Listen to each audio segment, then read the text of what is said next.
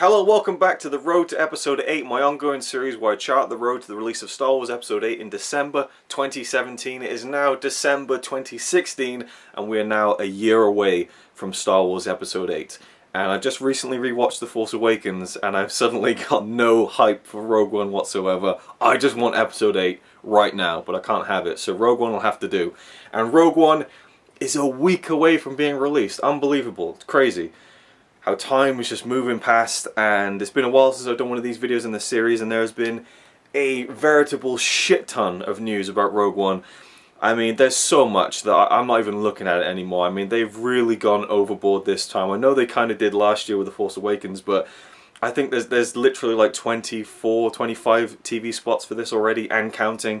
There are international trailers up the ass. There's so many new clips. I mean, they're literally posting clips from the film now.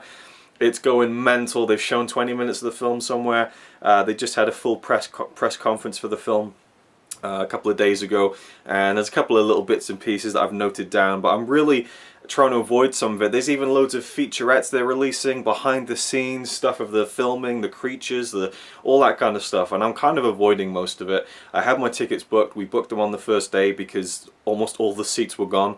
So we managed to snag a few tickets for the opening night of Rogue One, which will be next week on, I think, Wednesday or Tuesday. Either way, it's the 14th.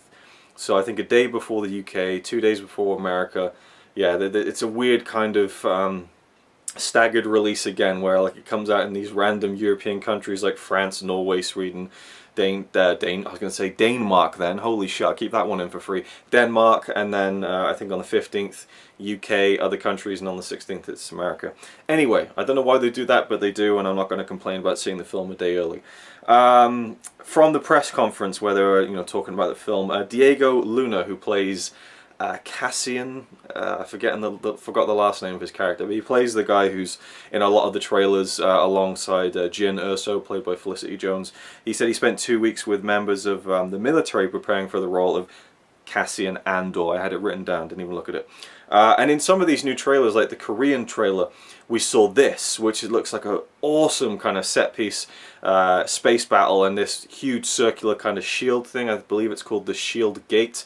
And I believe that's also over the planet of Scarif, which, for me, tomorrow, and probably in the past for you whenever I post this video, the Rogue One DLC Scarif is coming out for Star Wars Battlefront. So I'll be playing that tomorrow and live streaming it, no doubt. Can't wait, looks really cool. Get to play on the kind of desert beach landscape that's going to be in the film. You get to play as Jyn Erso and as Krennic, the bad guy of the film, played by Ben Mendelsohn. Apparently there are a lot of callbacks to A New Hope in Rogue One, as you would expect. And Gareth Edwards said it started with a guy in black surrounded by guys in white, so in Rogue One we do the opposite, meaning A New Hope when Darth Vader walks through the corridor, and we have Orson Krennic, who is the bad guy, like I said, and he has that white Imperial outfit, so they've kind of juxtaposed the imagery, I suppose, of the beginning of A New Hope with the beginning of Rogue One, which takes place, or was filmed in, Iceland. And Gareth Edwards said it was the hardest part of the film to shoot because of the freezing temperatures and fog, and very, very mild spoilers, the beginning of Rogue One will not have the Star Wars crawl, and I believe will not even have the Star Wars logo, which is interesting, and it opens 15 years before the events of Rogue One. So we get a little prologue with, I believe, Jyn Erso as a young girl, and her father, Galen Erso, played by Mads Mikkelsen. We've seen clips of that in some of the trailers, kind of her as a young child. So that'll open the film before we get up to speed with the main timeline, I suppose. Yeah, so there's lots of cool kind of new images coming out. Again, they're just really pushing this film now, as they should. It is a week until it comes out, and I'm sure they want to make a lot of money off of this, so there's all sorts of cool images. We've seen new stuff from Vader, there's been new clips, like this one of Vader coming out of the smoke and turning around. There's all sorts of like cool Vader shots that have come out, and I'm really excited to see Darth Vader on the big screen. They have confirmed that the running time for Rogue One will be 2 hours and 13 minutes, and it's been rated, in the States at least, as a PG-13, to the shock of absolutely no one. So, yeah, that's about it for this video, because there's more stuff to talk about. I want to segment it off, and I want to try and include at least a little bit of Episode 8 news in every video. So for Episode 8, John Williams apparently has started to score Episode 8.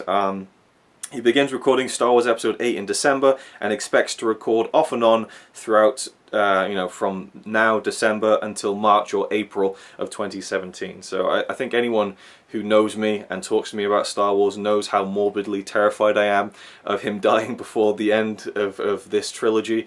But at least, he's working on Episode 8 now. That's great news.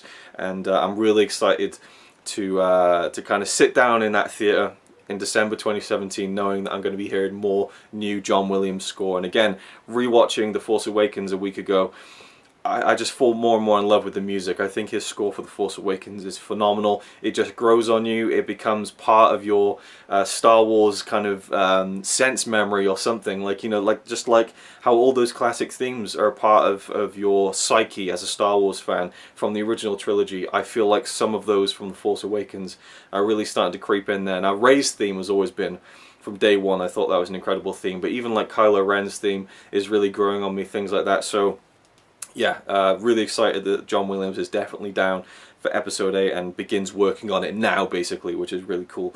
And also, finally, a little tiny bit of news, which doesn't mean too much to me, because, again, I'm not that excited about this, and it's so far, well, it's not actually that far off, actually, but it's the Han Solo anthology spin-off movie. There's no title for it yet.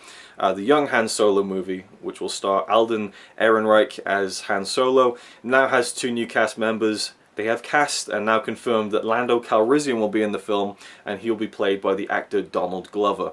Haven't seen him in anything. Apparently he's in The Martian, so I guess I have seen him in something, but I don't remember who he plays in that film, so I have no real opinion on that. But as for Lando being in the film, it makes sense, I suppose.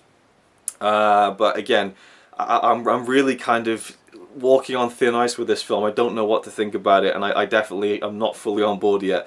But it's interesting that they're doing it, and I'm all for giving it a shot. And Emilia Clarke has also been cast in an unspecified role so far, and she's a good actress. I like her. She's good in Game of Thrones. She was okay as Sarah Connor in Terminator 5. So, the cast is shaping up for that now, and I believe they start filming next year. So yeah, I mean, this is weird to think of.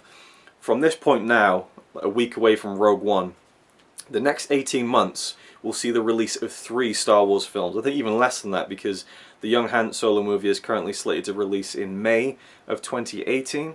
So over the next year and a half, we're going to get Rogue One, Episode 8, and that young Han Solo movie. Crazy times. You just think back to when a Star Wars movie used to be at least, every 3 years, minimum. And now it's like 3 in the span of like, 2 years. I'm hoping it doesn't overkill, but we'll see. Anyway, thank you for watching. Let me know your thoughts about anything I talked about in this video down below, and I'll see you in the next one.